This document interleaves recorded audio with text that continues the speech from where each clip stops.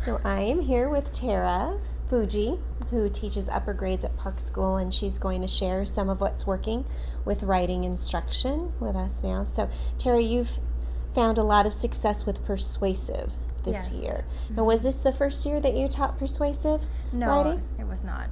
Okay. I've taught a couple years.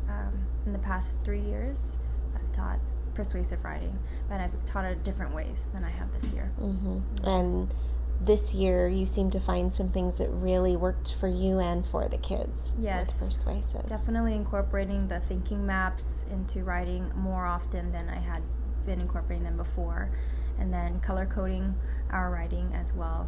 So starting from our thinking maps and then transferring that onto their composition books and the rough draft. Okay. And you have a sample of what kids do. Are they kind of taking notes as you're teaching your mini lessons for writing instruction? So in the beginning, we always start with some sort of circle map to find out what they know, so prior knowledge. And for this particular map, we started talking about persuasive writing, and I gave them some time to think about what they already know.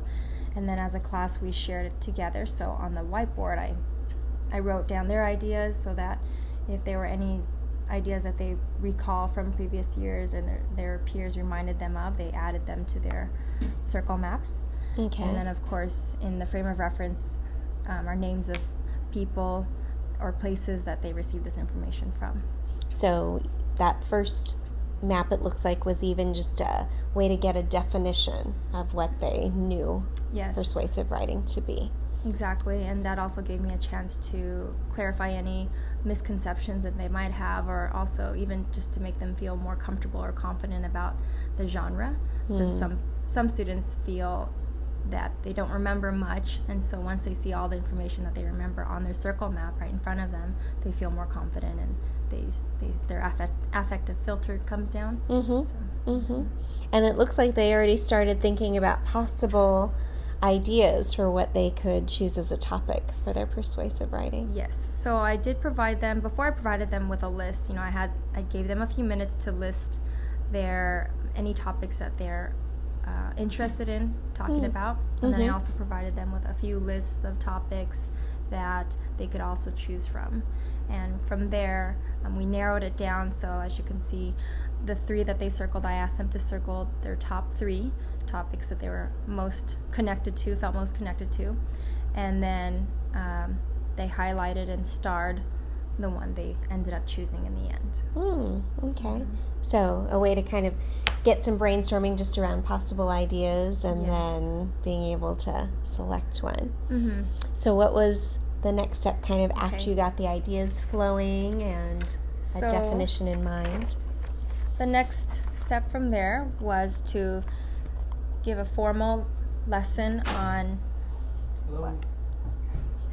what persuasive writing was or is, and we started with the topic was the first lesson, so how to choose a topic was actually the first lesson. So the second lesson, we discussed purpose, audience, and types of appeals.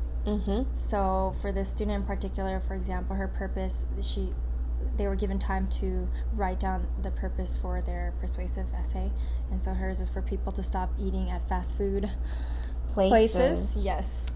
And so every time I gave a mini lesson, I would give them time on their own, independent, quiet time, so they can think about, what is their personal purpose, or who are they trying to target, as opposed to who are their peers trying to target, or and then because that's a big part of persuasive, just your writing might change depending on the specific audience you have in mind, so you were kind of helping them hold on to that throughout the writing process, it seems like. Definitely, and I would give them examples. If we were writing a letter to our principal, what type of language would we be using, as opposed to you writing a letter to your friends. Your language changes, and you're still the same person. You just have to, alter your language or your words according to who your audience is. And especially, I'm thinking the appeal is really going to change depending on the audience as well. If it's more of an emotional relationship, I might want to use more emotional appeals. If it's a distant person, I'm not going to want to maybe rely on much on emotion, but other types of appeals to help persuade. Right, and there were a lot of different types of appeals that we discussed, but there were only certain ones that we really focused on. Okay. And I gave them examples as to, what is a benefits appeal, or one that's more emotionally focused, or financially focused, and then I left it on the board, and we had a tree map of all the different appeals, and then again gave the students time to choose a couple appeals that they felt would work best for their purpose.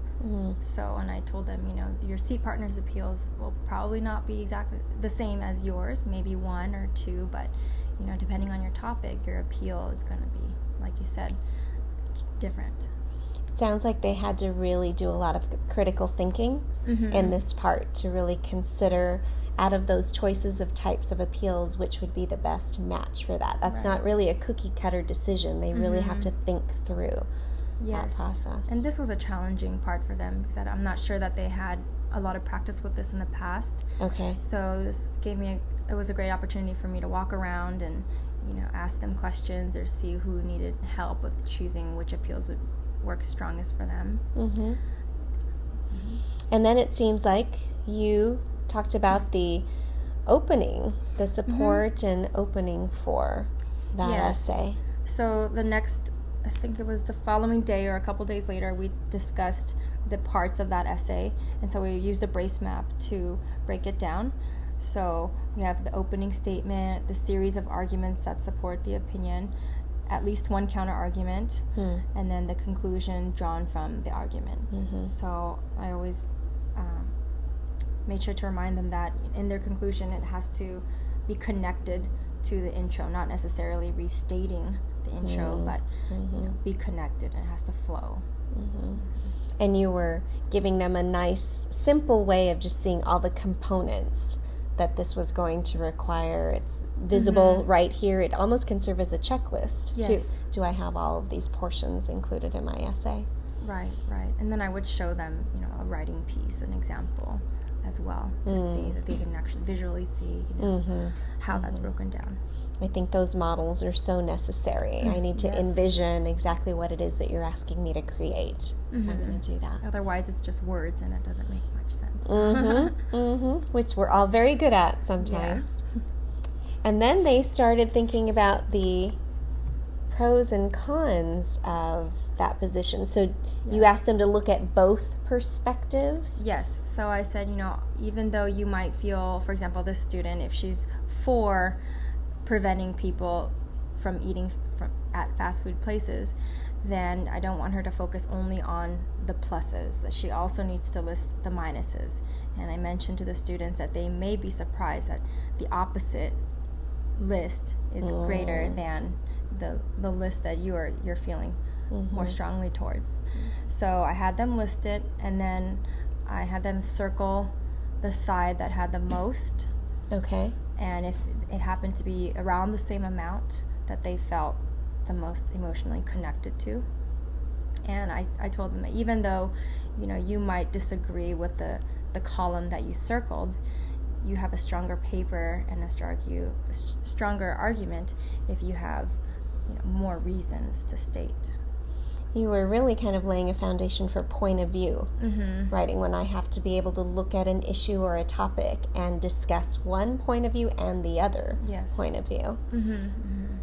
And then I told them that, the column that they didn't circle, that's where our counter arguments may come from. And that makes it easier to get right into those counter arguments because I've already brainstormed possibilities for what they could be. Right. Okay. And then we began writing the first paragraph from that point. So we focused on the attention-getting statement, including stating your position and having a thesis statement that clearly states their opinion. I know openings can be tricky for any age group. Did you kind of just choose attention-getting, a couple of techniques of doing that? Yes, earlier in the year I gave them, we had another mini lesson, and there were different types of, attention-getting techniques, such as a question, but I told them, let's try to move away from the questions, because they were tending to overuse it. I said, you can use a question if it's a strong one. It really makes me think. If I can answer it with just yes or no, I'm not sure that that's the strongest question that you can think of. Other techniques would be using a statistic, an anecdote, and things like that. And so I reminded them of all those different techniques when we are writing, anytime we're writing, really. And then in this case, let me see. I often students struggle with the first sentence for the intro, and they always say, how do I start it? So I just tell them to leave a blank space, and we can come back to that first sentence. Okay. And I remind them that, whenever I wrote papers, especially my thesis, it took me weeks to write my first paragraph. So I think when I tell them stories like that, it makes them feel much better. They feel pressure to write the first sentence within the first 2 minutes.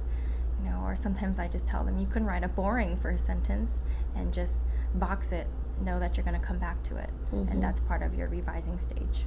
There's nothing worse than the blank page. Yeah, I think. exactly. So you were kind of giving them permission to just skip that feeling altogether. Sometimes we know what we're going to write in the body, but it's just really how to start it all off that is the hardest. And then when you said they had already learned some techniques, it reminded me that this isn't all new.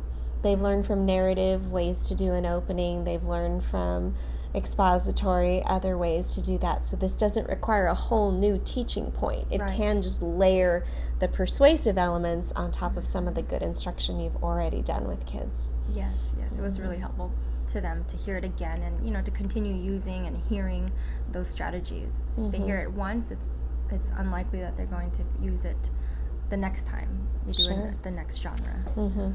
It takes time to really get good at crafting an opening. Yes, definitely.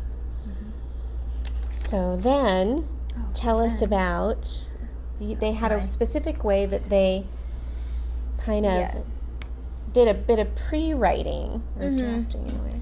So we use the flow map as the beginning of the first stage of their rough draft, rather. So the first box is for their intro, and as I gave mini lessons on certain paragraphs, then right afterwards I gave them time to construct that paragraph, and that's when I would walk around and assist whoever needed assistance.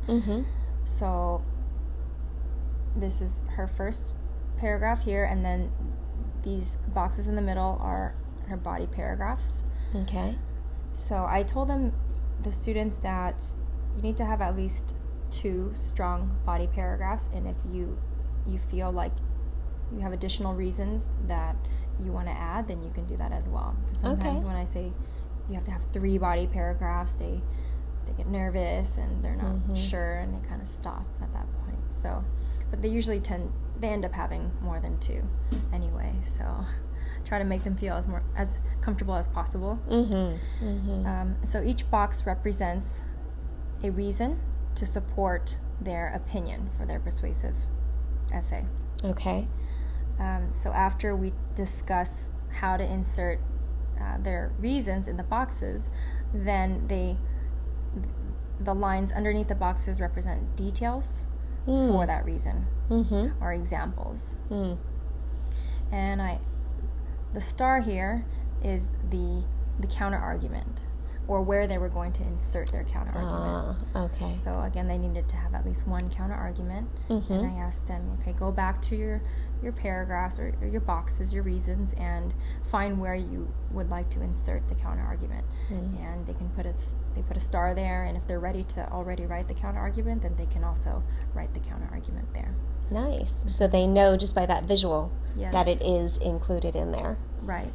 And as you can see, there's simple sentences, phrases, often incomplete sentences, and that's what I have them do. I say, you can just simply put a word or a phrase in the boxes or on the lines, and then when we start to construct our actual rough draft, then that's where you put in all the details and with extra words and fluff it up. So this is their actual pre-writing process. Yes. Before they compose the draft. And on top of the boxes, after we add the details, we insert transitions. And they also have a list of transitions, but I try not to have them go to the list too often because they tend to choose transitions that don't fit well. Yes. That seems like a really mature understanding of being able to categorize those words and phrases and use them at the right times. Yes. They can pull them off a list and throw them in a paper, but it doesn't often make sense the way they're doing it. Right. The first couple times that we used the list, I allowed them to insert wherever just so that they got used to, inserting and knowing that there needs to be a word there or a phrase to create a fluid sentence. But then I started collecting. Once I started collecting their papers, then I would make marks, great try. How about this transition actually fits better because of whatever. And so I would explain that to them. Yeah, I think that's something we all can do a better job in helping them understand that. Definitely. So with this pre-write, they then moved into a draft. Yes, and so the pre-write, each box was color-coded, and so the intro box was coded red, and for the students, I just asked them, they can choose whatever color they want because I didn't have all the supplies with me, so they have their own, and whatever color, as long as they're all different, is fine. And so the beauty of color coding it is that they can see clearly where's the intro, where are my reasons, and when they go to revise, they don't have to be concerned about skipping lines or where do they insert it, because a lot of times I feel that they know they need to add a whole nother sentence, or they know they need to switch things around, but maybe they don't feel like it, or they're tired that day, and they might choose to skip that step in the writing process. So by color coding, you can insert, just using the red marker, you can put that sentence over here on the side, or on the next page at the bottom of the page, but that red sentence goes in your intro. It's a way to help with organization, just the color coding in and of itself. Yes, and it helps when grading as well, especially with the flow maps. So I periodically collect their maps during the process, and I can see, do they have at least 2 reasons? Are their details strong? Do they support the reasons? So I don't see those mistakes later at the end when they finally type it out and turn it in for a grade. It's like, during the process, you're constantly following what they're doing, and it makes it easier on the teacher to just collect the map, and you can make small notes, circle anywhere where they're missing some information. And it's, now that you mentioned that, it's a nice way to kind of gauge your instruction. If everyone is lacking in detail, we know that the whole group needs more instruction on how to make that happen. Or if anyone's confused about, we find trends and patterns, you know how to instruct for that. Absolutely. For this genre in particular, I noticed that there was a handful of students that, although they put the star for their counter argument, I didn't actually see them insert the counter argument anywhere. So then I went back, and then we did a short mini lesson on counter argument and why it's important to include it, and how do we include it in our writing. So this was the part where they revised. Yes. The different colors, the markings out that I'm seeing, the additions, going back and making that happen. Right. And then they took it to publication, which I got to see on Portfolio Day, by typing that up and having it ready to present. Right. And also, the title is something I have them do way at the end, and I make sure to give them a lot of time, because previously we had a lesson on titles, and how important they are, and to not just put, the cat, or something very general. You need to also intrigue the reader, so they often get stuck on the titles as well. So I tell them, leave that to the end. That's another thing that I spent months thinking about when I was writing my essays. So that giving helps them a lot. permission, that sometimes there's process just with little parts. Yes. And title may have its own process in that I kind of push it off, I think of one, then maybe think of another, change words around in just that.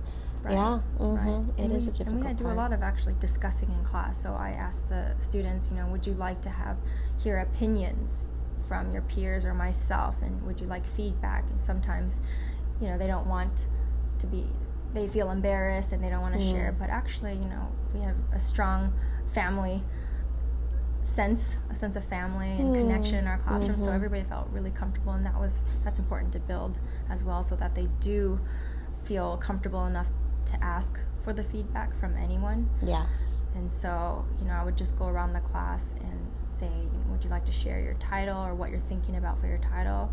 And I might just say, that sounds great, or thank you for sharing. Or sometimes I say, would you like feedback? And if they say yes, then I give them constructive feedback.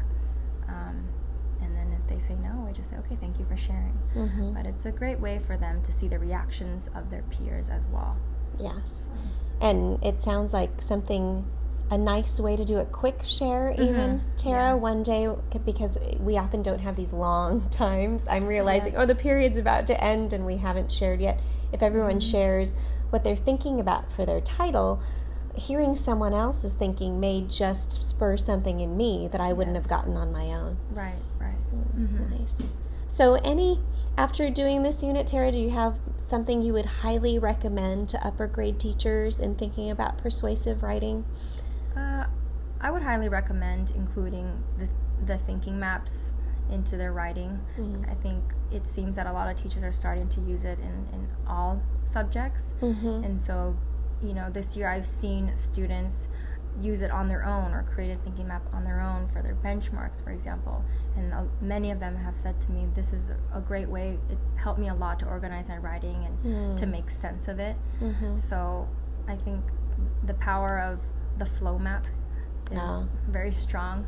And the color coding it's fun for them, and they can also see why, they understand why we do it. So gives a little bit definitely. Of engagement and motivation, even with something as simple as a colored pencil or marker. Yes. And not only to use the thinking maps in writing, but then continue to use it in other subjects, so that they can see that this is a way to organize your thinking in general, not just for writing. Well, thank you very much for sharing what you did. Thank you.